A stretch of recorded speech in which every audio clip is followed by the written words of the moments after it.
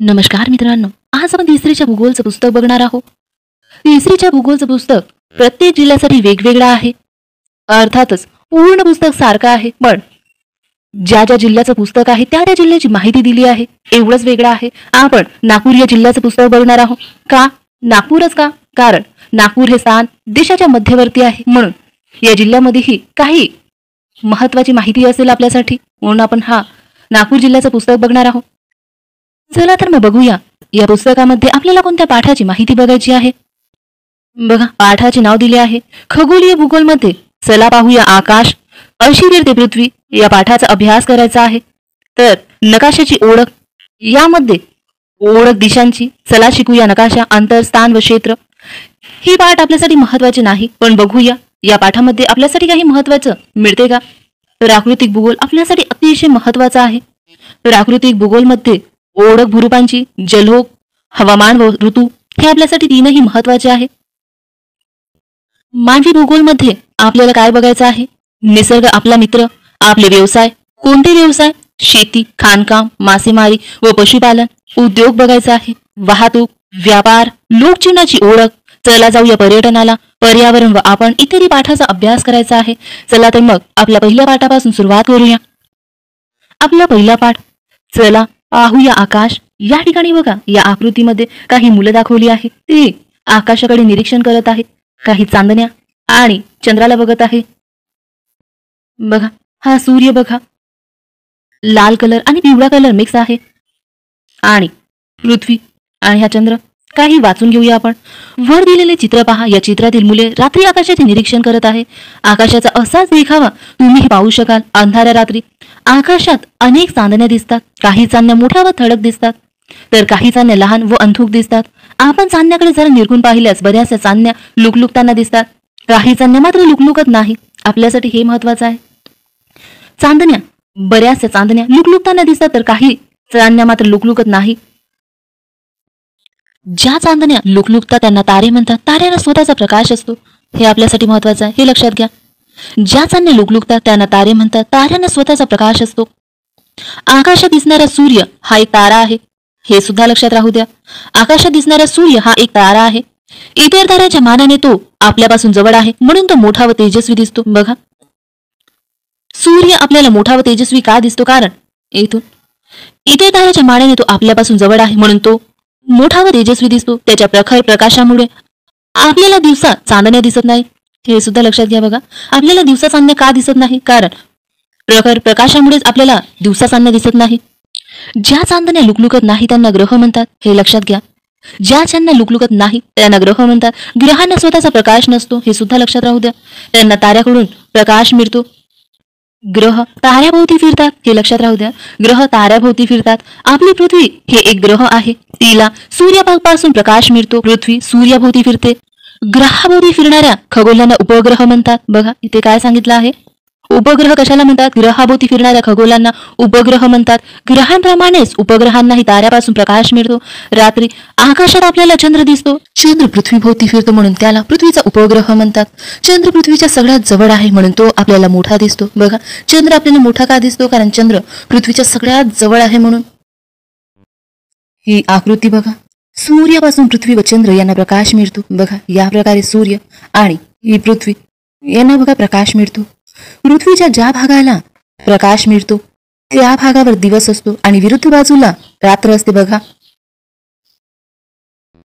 ही रिकामी जागा. ज्या चांदण्या लुकलुकतात त्यांना काय म्हणतात? आपल्यासाठी महत्वाचं आहे हे. या ठिकाणी बघा, ज्या चांदण्या लुकलुकतात त्यांना तारे म्हणतात, हे लक्षात राहू द्या. आणि ज्या चांदण्या लुकलुकत नाही त्यांना काय म्हणतात? बघ, या ठिकाणी दाखवलं आहे. ज्या चांदण्या लुकलुकत नाही त्यांना ग्रह म्हणतात. आणि ग्रहांना स्वतःचा प्रकाश नसतो आणि ताऱ्यांना असतो, हे दोनही लक्षात राहू द्या. 3 प्रश्न बघूया. हे एक्झाम मध्ये विचारणार नाही, पण कुठे ना कुठे आपल्याला लहानपणी पडलेले प्रश्न आहे. बघा, दिवसा चांदण्या का दिसत नाही? ग्रह कोणाभोवती फिरतात? ग्रह व उपग्रहांना कोणापासून प्रकाश मिळतो? बघा, या ठिकाणी काही माहिती दिली आहे. खगोल म्हणजे काय? तर ख म्हणजे आकाश, आकाशातील गोल म्हणजे खगोल. हा पाठ इथेच संपतो. आपण दुसरा पाठ बघूया. अशी फिरते पृथ्वी. या पाठाच्या नावामध्येच आपल्याला कळतंय की पाठामध्ये आपण काय बघणार आहोत? पृथ्वीबद्दल, तिच्या फिरण्याबद्दल. बघा, या आकृतीमध्ये शिक्षक मुलांना शिकवत आहे की पृथ्वी स्वतःभोवती फिरता फिरता सूर्याभोवती कशी फिरते म्हणून. ही मुलं बघा, स्वतःभोवती फिरता फिरता ह्या मुलाभोवती फिरत आहे. ही माहिती आपल्या महत्वाची नाही. ही आकृती बघा, पृथ्वीचे स्वतःभोवती फिरणे. आपली पृथ्वी या प्रकारे तिरपी फिरते. बघा, या आकृतीमध्ये पृथ्वीचे सूर्याभोवती फिरणे दाखवले आहे. बघा, सूर्याभोवती पृथ्वी या प्रकारे प्रदक्षिणा करते आणि चंद्र पृथ्वीभोवती प्रदक्षिणा करते. तुम्हाला स्वतःभोवती गिरक्या घेण्यास किंवा फिरण्यास कमी वेळ लागतो, परंतु स्वतःभोवती फिरता फिरता भास्कराभोवती फिरण्यास जास्त वेळ लागतो. पृथ्वीला देखील स्वतःभोवती फिरण्यास कमी वेळ लागतो. हे लक्षात घ्या. पृथ्वीला देखील स्वतःभोवती फिरण्यास कमी वेळ लागतो, पण सूर्याभोवती फिरण्यास जास्त वेळ लागतो. पृथ्वीला स्वतःभोवती फिरण्यास जो वेळ लागतो त्याला आपण दिवस म्हणतो. म्हणजे पृथ्वी एका दिवसात स्वतःभोवती एक फेरी पूर्ण करते. हे लक्षात घ्या. पृथ्वी एका दिवसात स्वतःभोवती एक फेरी पूर्ण करते. यास पृथ्वीची दैनिक गती म्हणतात. हे अतिशय महत्वाचं आहे. दैनिक गती म्हणजे काय? तर पृथ्वी एका दिवसात स्वतःभोवती एक फेरी पूर्ण करते. यास पृथ्वीची दैनिक गती म्हणतात. सूर्य उगवल्यापासून ते मावळेपर्यंत आपल्याला सूर्यप्रकाश मिळतो. त्या काळास दिन म्हणतात. सूर्य मावळल्यानंतर पुन्हा उगवेपर्यंत अंधार असतो. या काळास रात्र म्हणतात. दिन व रात्र मिळून एक दिवस होतो. दिवस 24 तासाचा असतो. पृथ्वीला सूर्याभोवती एक फेरी पूर्ण करण्यास सुमारे 365 दिवस लागतात. यालाच आपण वर्ष असे म्हणतो. पृथ्वीच्या सूर्याभोवती फिरण्याच्या या गतीस वार्षिक गती म्हणतात. हे लक्षात घ्या. वार्षिक गती म्हणजे काय? तर पृथ्वीच्या सूर्याभोवती फिरण्याच्या गतीस वार्षिक गती म्हणतात. आपण वर्षाची 12 महिन्यात विभागणी केली आहे. ही माहिती आपल्यासाठी महत्वाची नाही. हा पाठ इथेच संपतो. आपण यावरचे काही प्रश्न बघूया. आपल्यासाठी ही एक रिकामी जागा महत्वाची आहे. पृथ्वीच्या सूर्याभोवती फिरण्याच्या गतीला काय म्हणतात? आपण आताच बघितलं. वार्षिक गती म्हणतात. पृथ्वीच्या सूर्याभोवती फिरण्याच्या गतीस वार्षिक गती म्हणतात. बाकीचे प्रश्न आपल्यासाठी महत्वाचे नाही. हा पाठ इथेच संपतो. तिसरा पाठ बघूया. ओळख दिशांचे. या ठिकाणी बघा, 2 मुलं एकमेकाच्या विरुद्ध उभे आहे. मुलाच्या समोर सूर्य आहे, तर मुलीच्या पाठीमागे सूर्य येत आहे. मुलाच्या डाव्या बाजूला दवाखाना तर उजव्या बाजूला बँक आहे. तर मुलीच्या डाव्या बाजूला बँक आहे आणि उजव्या बाजूला दवाखाना आहे. दिशा हा टॉपिक आपल्याला कुठे कामी पडतो? गणितामध्ये दिशा हा टॉपिक आहे का? हो आहे. तिथे पडणार. आणि तुम्ही जेव्हा जॉबला लागेल, तुमची पोस्टिंग कुठे होईल आणि तुमच्या हातामध्ये जेव्हा एखादी केस सॉल्व्ह करण्यासाठी तेव्हा तुम्हाला दिशाचा वापर होईल, उपयोग होईल. आपल्यासाठी महत्वाची नाही एक्झाम दृष्ट्या, पण आपल्याला दिशा हा टॉपिक समजण्यासाठी महत्वाचा आहे, म्हणून आपण वाचून घेऊया. वरील चित्र पहा. रोहन व अदिती मोकळ्या मैदानात उभे आहेत. रोहन उगवत्या सूर्याकडे तोंड करून उभा आहे, तर अदिती सूर्याकडे पाठ करून उभी आहे. रोहनच्या पाठीमागे बाग आहे. तिच्या डाव्या हाताला दवाखाना आहे, उजव्या हाताला बँक आहे. अदितीच्या समोर बाग आहे. तिच्या डाव्या हाताला बँक तर उजव्या हाताला दवाखाना आहे. जर ते दोघांना दवाखाना व बँक तुमच्या कोणत्या हाताला आहे असे विचारले, तर त्यांची उत्तरे एकमेकांविरुद्ध येतील. यामुळे गोंधळ निर्माण होईल. हे लक्षात घ्या. यामुळे गोंधळ निर्माण होईल. असा गोंधळ होऊ नये. तसेच एखादी गोष्ट नेमकी कोणत्या बाजूला आहे हे समजण्यासाठी दिशांचा वापर होतो. दिशा ठरवण्यासाठी पृथ्वीवर रोज न चुकता घडणाऱ्या घटनांचा उपयोग केला जातो. सूर्योदय व सूर्यास्त हे रोज न चुकता घडणाऱ्या घटना आहेत. सूर्य ज्या बाजूला उगवतो तिला पूर्व दिशा मानतात. तो ज्या बाजूला मावळतो तिला पश्चिम दिशा मानतात. आपण पूर्वेकडे तोंड करून उभे राहिलो तर आपल्या डाव्या हाताकडील बाजू उत्तर दिशा मानली जाते व उजव्या हाताकडची बाजू दक्षिण दिशा मानली जाते. अशा प्रकारे पूर्व, पश्चिम, उत्तर व दक्षिण अशा एकूण 4 मुख्य दिशा आहेत. या 4 मुख्य दिशांशिवाय 4 उपदिशा आहेत. त्या म्हणजे आग्नेय, नैऋत्य, वायव्य व ईशान्य. मग ही समोरची माहिती आपल्यासाठी महत्वाची नाही. बघा, उगवत्या सूर्याची बाजू पूर्व आणि आपण उगवत्या सूर्याकडे बघू तर ती समोरची दिशा पूर्व आणि डाव्या हाताकडील दिशा कोणती असेल? उत्तर. उजव्या हाताकडली दक्षिण आणि पूर्वच्या विरुद्ध पश्चिम. आपल्याला या पाठावरचे प्रश्न महत्वाचे नाही आहे. आपण समोरचा पाठ बघूया. आपल्यासाठी 4था आणि 5वा पाठ महत्वाचा नाही, म्हणून तो नाही बघणार. 6वा पाठ बघूया. ओळख भूरूपांची. ही आकृतीमध्ये बघा काही पर्वते दाखवली आहे.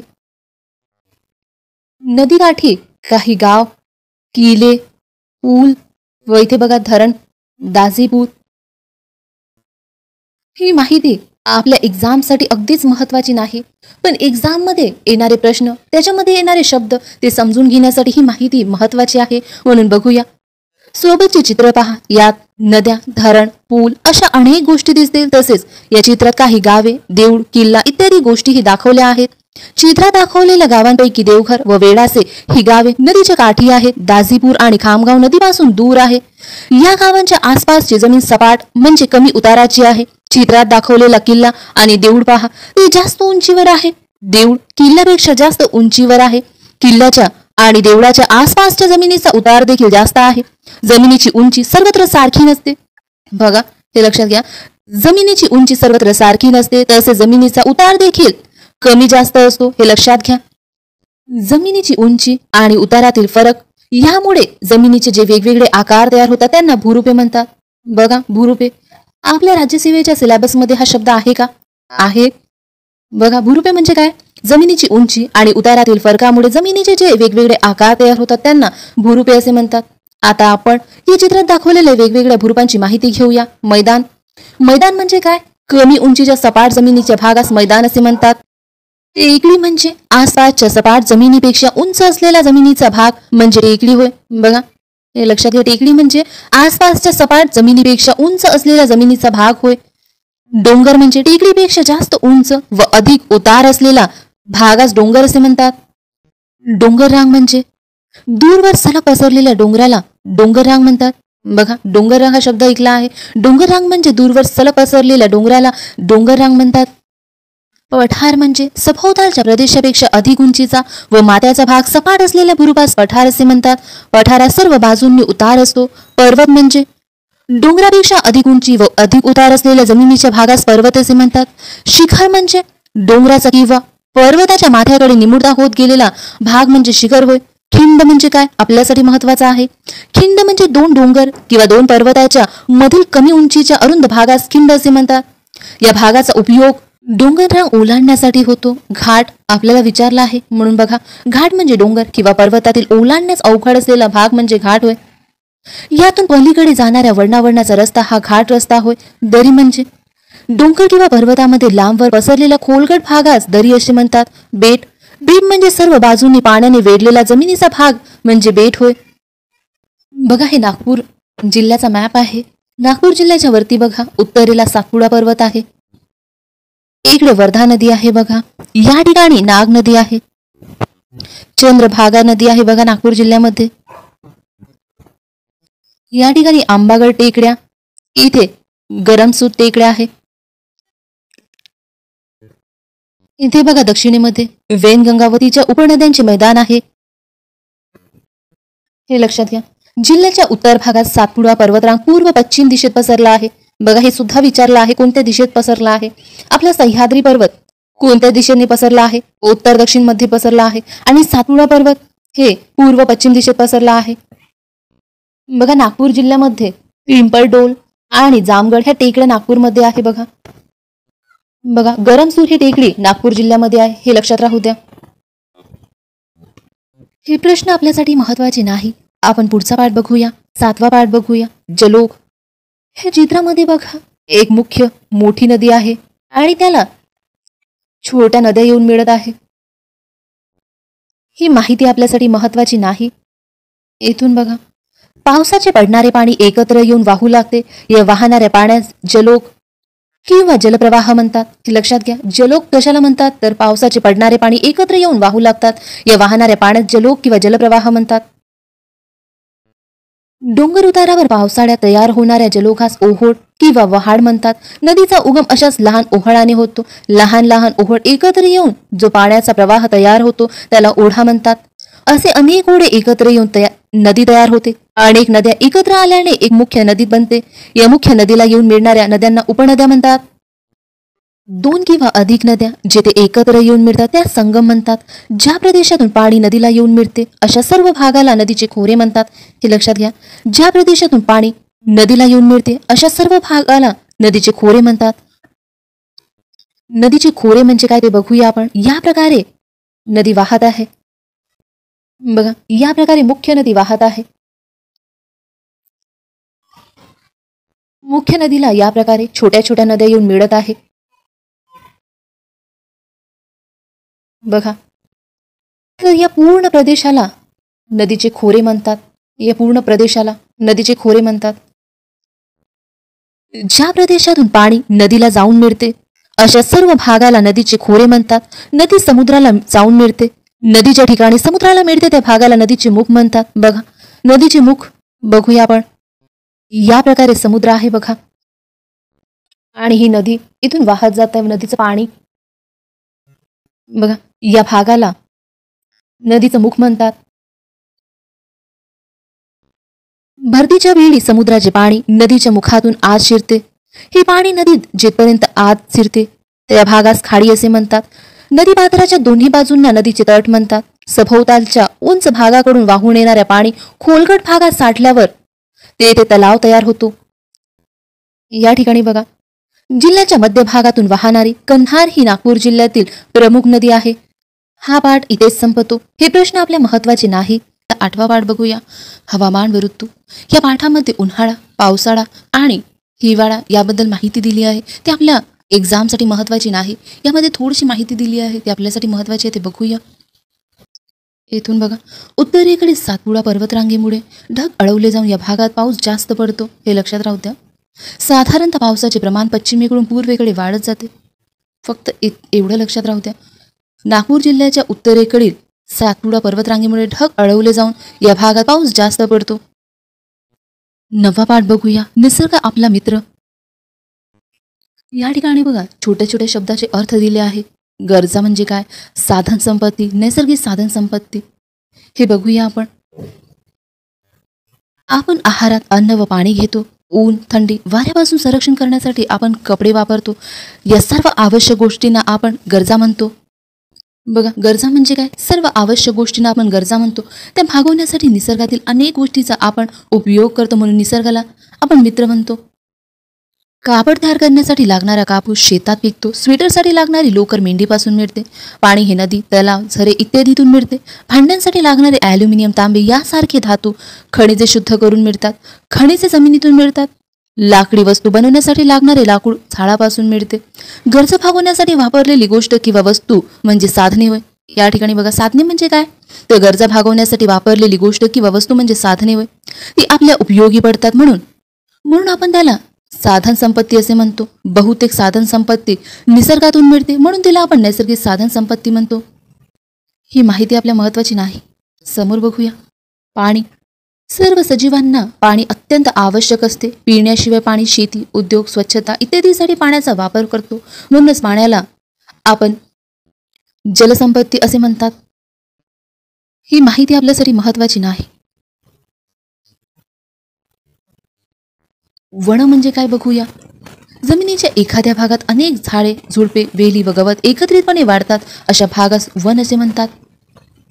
इथून बघा, आपल्यासाठी हे अतिशय महत्त्वाचं आहे, एक्झाममध्ये विचारलं आहे, म्हणून लक्ष देऊन बघा. वनांचं महत्त्व दिलं आहे. वनांमुळे हवेत गारवा निर्माण होतो. वनस्पतीची मुळे मातीला धरून ठेवतात, त्यामुळे जमिनीची धूप होत नाही. धूप म्हणजे काय हे आपण समोर बघूया, पण एवढं लक्षात राहू द्या. वनांमुळे हवेत गारवा निर्माण होतो. वनस्पतीची मुळे जमिनीला मातीला धरून ठेवतात, त्यामुळे जमिनीची धूप होत नाही. इथून बघा, पाळीव प्राण्यापासून आपणास दूध, मांस, अंडी, लोकर, कातडी इत्यादी उपयुक्त पदार्थ मिळतात. बैल व इतर काही प्राण्यांकडून आपण शेतीची व इतर कामे करून घेतो. घोडा, गाढव, खेचर ओझे वाहण्यासाठी वापरतात. अशा प्रकारे आपल्याला प्राण्यांचा उपयोग होतो, म्हणून प्राण्यांना संपत्ती मानतात. प्राणी संपत्ती आपण धडा बघितला आहे. बघा, प्राण्यांना आपण संपत्ती का मानतात, कारण प्राण्यांचा आपल्याला कामासाठी उपयोग होतो म्हणून. या ठिकाणी हे लक्षात घ्या, अंबाझरी तलाव नागपूर जिल्ह्यामध्ये आहे, हे लक्षात राहू द्या. येथून बघा, नागपूर जिल्ह्याच्या उत्तर व पश्चिम भागात पावसाचे प्रमाण अधिक असल्याने तिथे वनक्षेत्र जास्त आहे. बघा, वनक्षेत्र नागपूर जिल्ह्यामध्ये का जास्त आहे, कारण तिथे पावसाचे प्रमाण जास्त आहे म्हणून. आणि उत्तरेमध्ये पावसाचे प्रमाण का जास्त आहे, कारण सातपुडा पर्वताने अडवल्यामुळे पाऊस तिथे जास्त पडतो.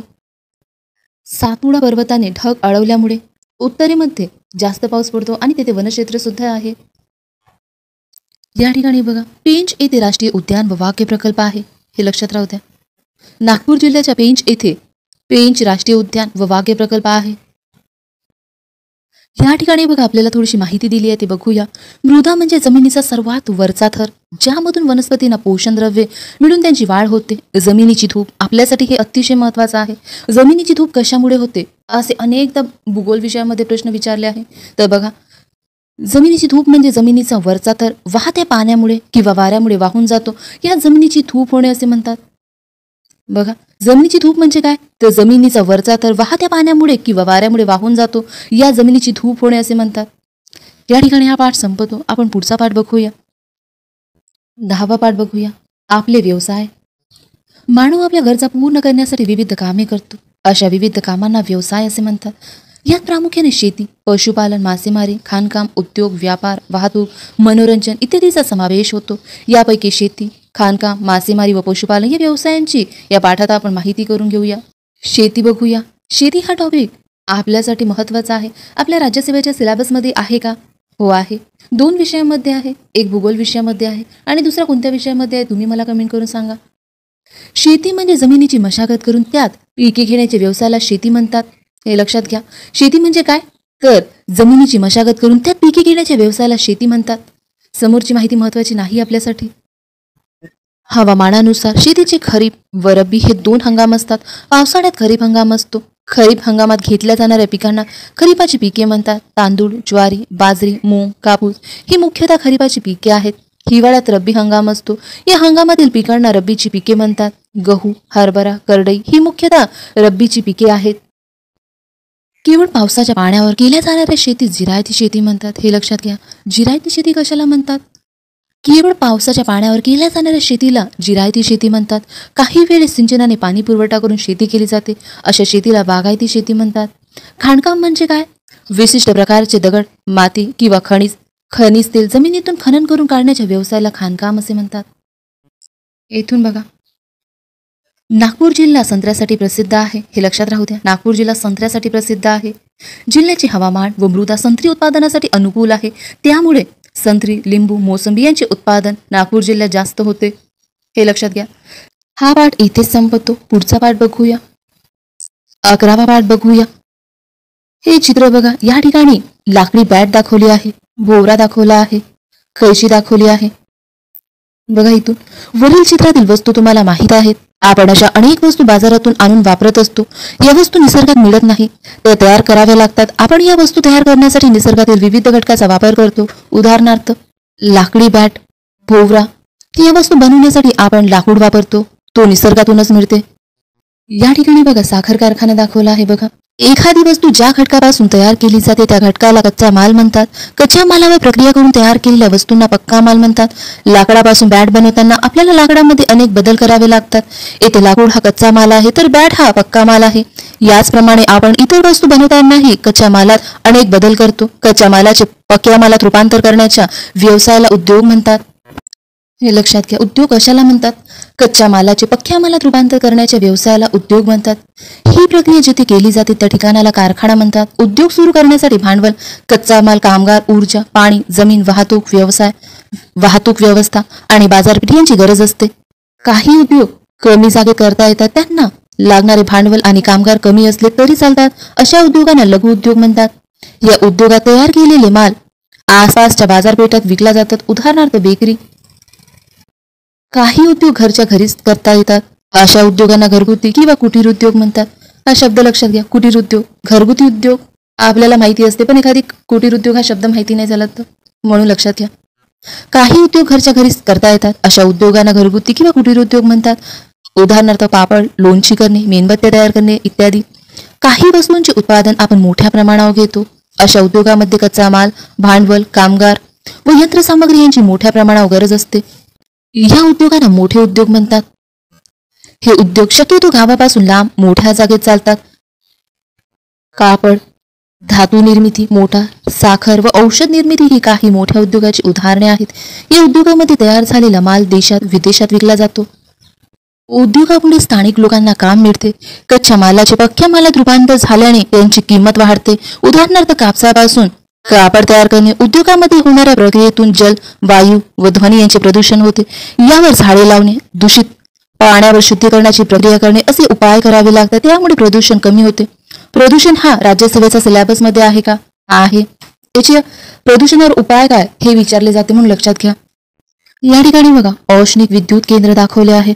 या प्रकारे बघा इथे कुठे आहे? खापरखेडा औष्णिक विद्युत केंद्र, हे अतिशय महत्वाचे लक्षात घ्या. या ठिकाणी बघा मोदा, कोराडी, खापरखेडा आणि हे मोदा हे एक्झाम मध्ये विचारले आहे म्हणून लक्षात घ्या. या ठिकाणी बघा कोराडी दाखवला आहे. औष्णिक विद्युत केंद्र हे तीनही महत्वाचे आहे. इथे उमरेड दाखवला आहे. इथून बघा कापूस हे आपल्या जिल्ह्यातील महत्वाचे पीक आहे. आपल्या जिल्ह्यातील म्हणजे नागपूर जिल्ह्यातील पीक आहे. कापूस हे नागपूर जिल्ह्यातील महत्वाचे पीक आहे. त्यामुळे जिनिंग प्रेसिंगचे कारखाने, सूत गिरण्या व कापड तयार करण्याचे कारखाने हे जिल्ह्यातील प्रमुख उद्योग आहे. नागपूर जवळील अंबाझरी येथे संरक्षण साहित्य तयार करण्याचा कारखाना आहे. कोराडी येथे औष्णिक विद्युत केंद्र आहे, हे लक्षात राहू द्या. कोराडी येथे औष्णिक विद्युत केंद्र आहे. कन्हान येथे मॅग्नीज पासून फेरो मॅग्नीज तयार करतात. बुट्टीपुरी येथे खत कारखाना आहे. हा पाठ इथेच संपतो. पुढचा पाठ बघूया. 12वा पाठ बघूया वाहतूक.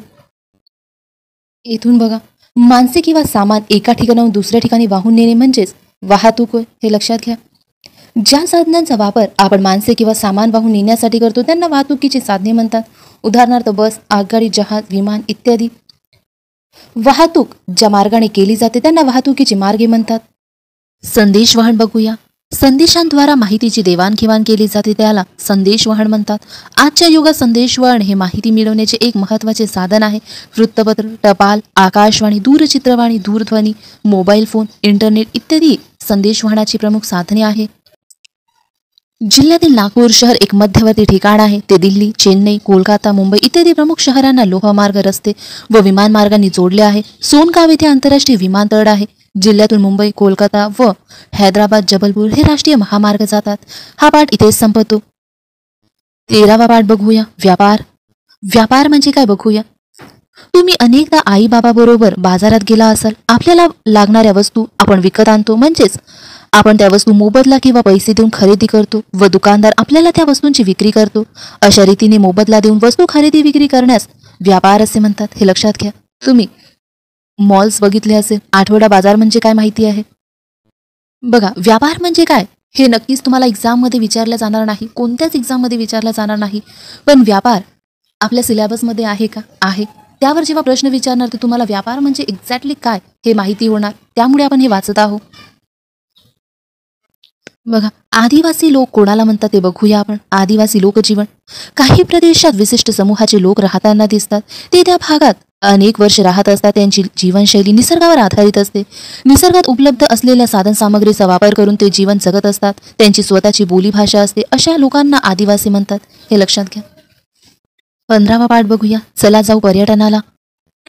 वर दिलेल्या चित्रात आई, बाबा, दादा आणि मीना किल्ला पाहण्यासाठी जात आहे. दुसऱ्या चित्रात हे सगळे समुद्रकिनारे उभे राहून निसर्ग सौंदर्याचा आनंद घेत आहे. हे सर्वजण स्वतःच्या घरापासून दूर फिरायला आले आहे. रोजच्या जीवनात आपण त्याच गोष्टीमुळे कंटाळतो. कामाचा ताण वाटतो. त्यामुळे काही वेळेस आपण बाहेरगावी फिरायला जातो. बाहेरगावी जाऊन काही दिवस राहतो, विविध ठिकाणी फिरतो. याला पर्यटन म्हणतात, हे लक्षात घ्या. जी व्यक्ती पर्यटनाला जाते तिला पर्यटक म्हणतात. पर्यटनाची फायदा दिले आहे बघूया. पर्यटनामुळे ताणतणाव कमी होतात. आपल्याला नवीन माहिती मिळते, मनोरंजन होते, आपल्या ज्ञानात भर पडते, नवीन प्रदेशाचा परिचय होतो, वेगवेगळ्या ठिकाणचे लोक, त्यांचे जीवन व संस्कृती पाहता येते, त्या ठिकाणची ऐतिहासिक व भौगोलिक माहिती मिळते. पर्यटनासाठी मुख्यत्वे थंड हवेची ठिकाणे, किल्ले, धबधबे, लेणी, बागा, ऐतिहासिक ठिकाणे, अभयारण्ये, धार्मिक स्थळे इत्यादी ठिकाणी आपण जातो. या सर्व ठिकाणांना पर्यटन स्थळे असे म्हणतात. नागपूर जिल्ह्यामध्ये विविध ठिकाणी लोक पर्यटनाला येतात. येथील पेंच प्रकल्प व राष्ट्रीय उद्यान, रामटेक येथील राम मंदिर, अंबाझरी तलाव व महाकवी कालिदास स्मारक प्रसिद्ध आहे, हे लक्षात घ्या. महाकवी कालिदास स्मारक प्रसिद्ध आहे. मनसर येथील रामधाम, अदासा व धापेवाडा ही तीर्थक्षेत्र आहेत. कामठी येथील बुद्ध विहार तसेच नागपूर येथील दीक्षाभूमी प्रसिद्ध आहे. वेनगंगा नदीवरील आंबोरा ही निसर्गरम्य प्रेक्षणीय स्थळ आहे. पारशिवनी येथील भीवगड किल्ला, नागपूर येथील सीताबर्डीचा किल्ला, रमण विज्ञान केंद्र पाहण्यासाठी अनेक शाळा महाविद्यालयांचे विद्यार्थी आवर्जून येतात. नागपूर जवळील देवलापार येथील गोशाला प्रसिद्ध आहे, हे लक्षात घ्या. रमण विज्ञान केंद्र. 16वा पाठ बघूया. पर्यावरण व आपण राहत असलेल्या परिसरात अनेक गोष्टी असतात, त्या डोंगर, दऱ्या, नदी, नाले तसेच वनस्पती, प्राणी व पक्षी यांचा समावेश होतो. या सर्व गोष्टी नैसर्गिकरित्या निर्माण झालेल्या आहेत. या सर्वांचे मिळून नैसर्गिक पर्यावरण तयार होते. हे लक्षात घ्या. नैसर्गिक पर्यावरण कसे तयार होते? आपल्या गरजेच्या वस्तू मिळवण्यासाठी आपण अनेक व्यवसाय करतो. त्यात शेती, पशुपालन, खाणकाम, कारखाने, व्यापार, वाहतूक इत्यादींचा समावेश होतो. त्यामुळे नैसर्गिक पर्यावरणात अनेक प्रकारचे बदल होतात. मानवाच्या व्यवसायामुळे अयोग्य घटकाचा प्रवेश पर्यावरणात होतो. त्यातील बरेच घटक पर्यावरणाला हानिकारक असतात. त्यामुळे आपण श्वासोच्छवास करताना घेत असलेली हवा, पिण्यासाठी वापरत असलेले पाणी व शेतीसाठी वापरत असलेली जमीन या गोष्टी दूषित होतात. याला आपण प्रदूषण म्हणतो. उद्योगांमुळे हवा, ध्वनी व जल प्रदूषण होते. प्रदूषणामुळे आपल्यासह वनस्पती प्राण्यांचे आरोग्य बिघडते. ते सर्व सजीवांना अपायकारक असते. त्यामुळे काही वनस्पती व प्राण्यांच्या प्रजाती नामशेष होऊ लागल्या आहे. आपल्यासाठी हे महत्त्वाचे आहे बघा. प्रदूषणामुळे काही वनस्पती व प्राण्यांच्या प्रजाती नामशेष होऊ लागल्या आहे. हे लक्षात घ्या. जिल्ह्यातील मोठ्या शहरांच्या ठिकाणी हवा, जल व ध्वनी प्रदूषण वाढले आहे. बुट्टीबोरी, हिंगणा येथे औद्योगिक क्षेत्र, हे लक्षात घ्या. औद्योगिक क्षेत्र आहे बुट्टीबोरी, हिंगणा येथे औद्योगिक क्षेत्र व कोराडी व खापरखेडा येथे औष्णिक विद्युत केंद्र आहे. हे लक्षात राहू द्या. कोराडी व खापरखेडा येथे औष्णिक विद्युत केंद्र आहे. जिल्ह्याच्या ग्रामीण भागात शेती हा मुख्य व्यवसाय आहे. या कामात रासायनिक खते व कीटकनाशकांचा मोठ्या प्रमाणावर वापर होतो. त्यामुळे शेतजमिनीचा कस कमी होत आहे. सेंद्रिय खते वापरणे हा यावरचा चांगला उपाय आहे. तसेच नैसर्गिक वनौषधीचा वापर करावा. या ठिकाणी आपलं तिसरेचं पुस्तक संपते. आजची माहिती तुम्हाला आवडली असेल तर व्हिडिओला लाईक करा आणि जर चॅनलवर नवीन असाल तर चॅनलला सबस्क्राईब करा, म्हणजेच येणाऱ्या व्हिडिओची नोटिफिकेशन तुम्हाला लगेच मिळत राहील. थँक्यू.